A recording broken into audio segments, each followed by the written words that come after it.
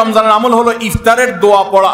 ইফতারের দোয়াটা আমরা অনেকে জানিও না, আবার অনেকে জানলেও সেটা কখন পড়তে হয় সেটা জানি না।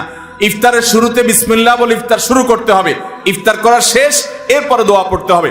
আমরা অনেকে ইফতারের আগে দোয়া পড়ি, এই দোয়াটা ইফতার দোয়াটা পড়তে হয় ইফতারের পরে। দোয়াটা হলো যাহাবাজ জামা ওয়াবতাল্লাতিল উরুক ওয়া সাবাতাল আজরু ইনশাআল্লাহ। এটা হলো দোয়া।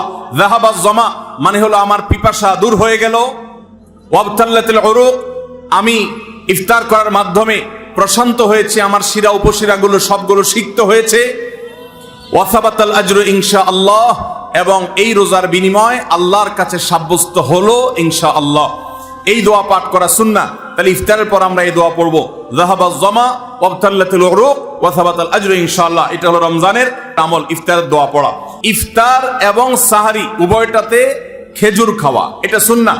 খেজুরের মধ্যে প্রচুর খাদ্য শক্তি আছে। আমরা রমজান মাসে যে রোজা রাখি, সারাদিন পানাহার বর্জন করে থাকি, আমরা যদি সাহারিতে খেজুর খাই আমাদের শরীরে প্রচুর পরিমাণ খাদ্য শক্তি থাকবে এই খেজুর খাওয়ার ফলে। খেজুর অনেক উপকারী একটা খাবার। আমাদের দেশেও আজকাল খেজুর উৎপাদন হচ্ছে আল্লাহর মেহেরবানিতে।